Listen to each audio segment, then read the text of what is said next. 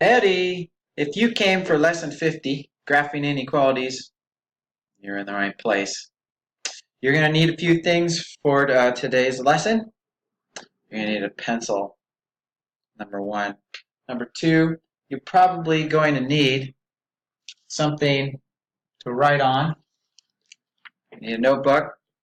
It says in the syllabus, anything you write down on here, you get to use on the test, so it's to your advantage that you write more, take more notes. Beautiful thing about these videos is you can hit pause and you can you can go back and watch something over again until you get it right, until you can stop something and write the stuff that's up on the board. Graph paper might be good today, or the answer document that was on the email. You can print some of that off. It has grid on that too, and you'll be drawing a lot of number lines today. So you want to make sure that you have that material in front of you before you get going. So if you need to hit pause, go ahead and hit pause. Do you have that stuff? Right. Where's your pencil? I don't. Oh, there it is. Okay. All right. Ready to go? Okay. First thing, we're going to do a little defining of terms here. And first, we've got that we're graphing inequalities. Inequality is where you don't have an equal sign all by itself. Let's say that. If it has an equal sign, it's called an equation. So this is not equal, it's unequal. Two things that are not equal to each other, or not only equal to each other. So linear inequality in one variable is going to look like one of these variety of things here. Either something times x is less than, okay, that's on the x side, so that means less than b, which is some constant, or x is greater than some constant. X could be less than or equal to some constant. X could be greater than or equal to some constant, or x could be not equal to some constant. The thing is, the answers to these types of problems are usually not just one number. Usually when you have an equation, you could solve for x and you get x equals 3. Here, it will be something like x could be 3, but it could also be less than 3, or greater than 3, or not even equal to 3, just greater than or equal to, or just not 3. Maybe everything except for 3 could be a possible answer. So one thing to note for this type of problem in this lesson here is that they can have more than one number solution. That's really important to understand. Okay. What we're going to do today is two main things. One of them is going from some statement of inequality and maybe doing a little bit of algebra to get it into a form where we can read it, and then turning that into a graph, okay, a number line graph that is the solution to the problem. The graph itself is the answer. Okay, and then we'll look at some graphs on a number line with circles and arrows, and then we'll interpret that and turn that into math language. We'll turn it into an inequality with x greater than, less than, and some number. Okay, so that's what we're going to do.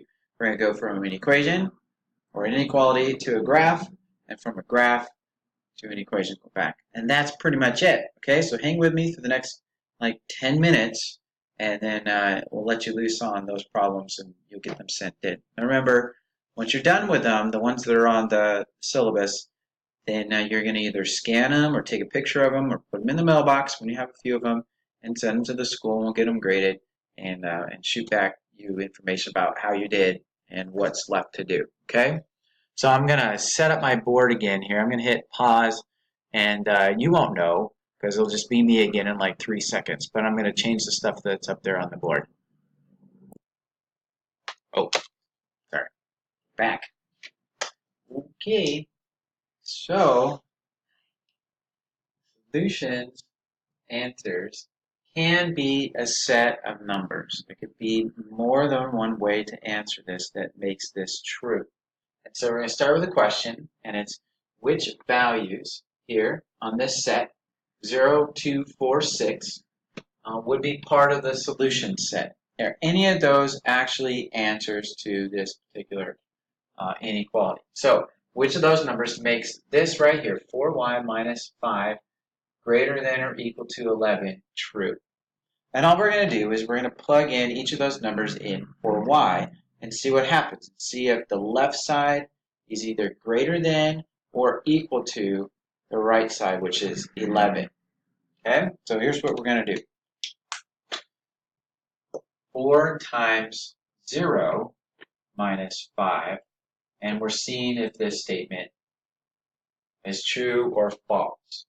So this is 0 minus 5 makes negative 5, and the question here is negative 5 greater than or equal to 11. And that is not true. Okay, so 0 is not one of the answers in the number solutions, just it doesn't count. Second one, we'll just do the exact same thing, except this time we'll plug in a 2 right there. And we're going to check that. Is that true? Okay, so now we're at 8 minus 3, or 8 minus 5. I'm already ahead of myself here. Is that greater than or equal to 11?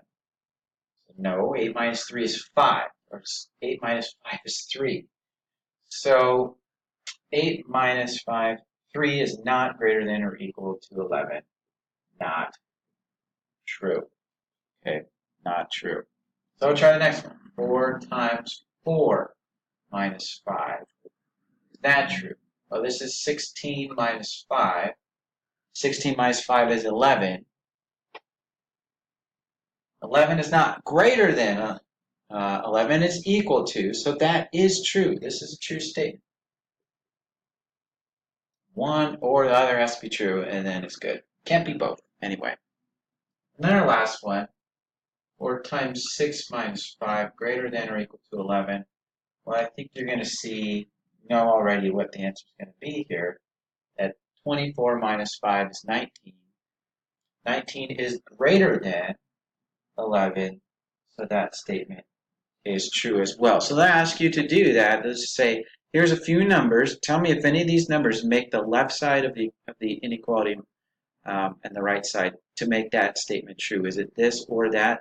And it may say equal to, may say less than. It could be any of those different possibilities that we saw just a couple minutes ago. Okay, I got one more thing to put up there on the board, and then you can start looking at the practice problems and the problem set. Deep breath. Okay, here we go. So let's talk about inequalities and the number line. Number line here, we're just going to have integers, okay, the integer number line, real number line. We could put things in between the whole numbers, and that'd be okay too. Because usually you put 0 in there, and then 1 through whatever, and then their negative partners on the other side. When you draw an answer, it really doesn't have to be that complex. You do need to indicate what number you're looking at, and then are we moving to the left or to the right of that for our answers. So I have here 6 different possibilities for what you would draw on the number line for your answer. And this first one that's just an open circle means not equal to. Okay? If that hole, there's a hole right there at that number on the number line, it just means our answer is not that. Okay? Not filled in, it's open. It does not include that number. If the number was, let's say it's 3, okay? Not 3. There's our answer. X is not 3. This one here means, it means greater than,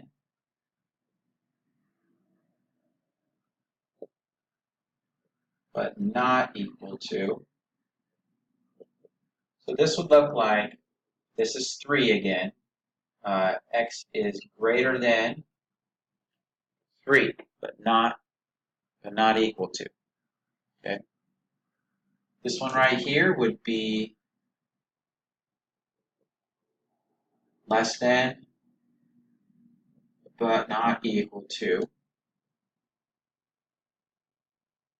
That's 3. Then it would be written like that.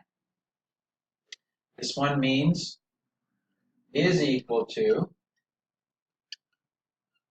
be like X is 3. We just fill in that circle now. It includes that mark. And I suppose this one's supposed to be filled in here. So if we want to include that point right there with the greater than or less than, we just fill in that space. So here this would be, if this is 3, then this would be x is greater than and equal to 3.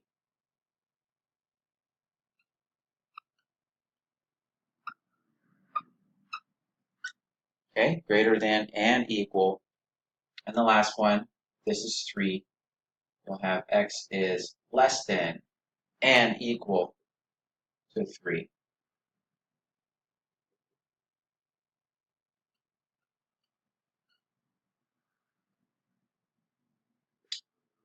You can always indicate what's nearby.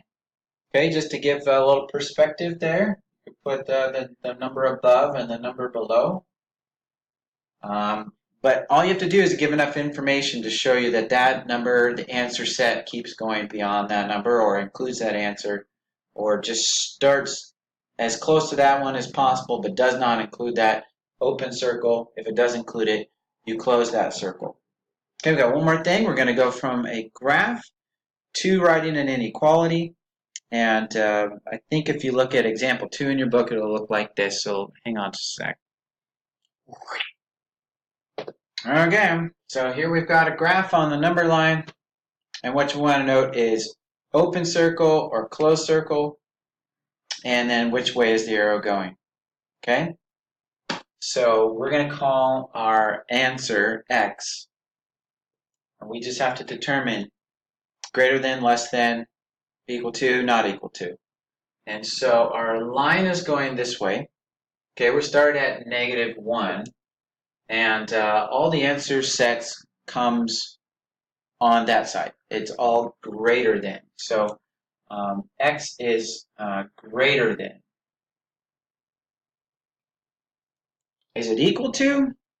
Well, that circle is open, so no, it is not also equal to. That would be the way of writing that one right there. X is greater than -1. Okay, well, they got another one that wouldn't even fit on there. If we were going to say greater than but not equal to, let's say, let me do it like this. Just make one up here. I'm going to fill the circle in. I'm going to draw my arrow going off this direction. I don't even have to go all the way. I just know it's going to keep going that way. So x compared to 1, my answer set compared to 1, it's less than. X is less than. Put that on the small side on where x is. And it's filled in as well, so also equal to. Now if you get something like, put some number in there, okay? Maybe this one would go like this. All the information that you would need to write an inequality. Our answer set is x or b or whatever letter you want to. And then we just see, is it equal to that one? No, it's not. Is it greater than or less than? It's going this way. It's a less than type of situation. 50. If the x is on the left side of your equation, this thing basically could be the head of an arrow, tell you which direction that thing goes. So look at that thing is pointed that way. You can use that shape and make it a part of your inequality. The only thing you have to worry about is the circle. Is it open or is it shut? So if I go back up here to this one, you notice that my arrow goes off this way. It's that shape, and it's the exact same shape as that right there. And I just pick out the number that they start from, -1, and x is going that way from -1. If that helps, I think that makes sense. Yeah, less than, equal to, not equal to, greater than, less than. There you go. Just use those pictures as you're doing your work and use it on your test. You should do fine. Have a nice day.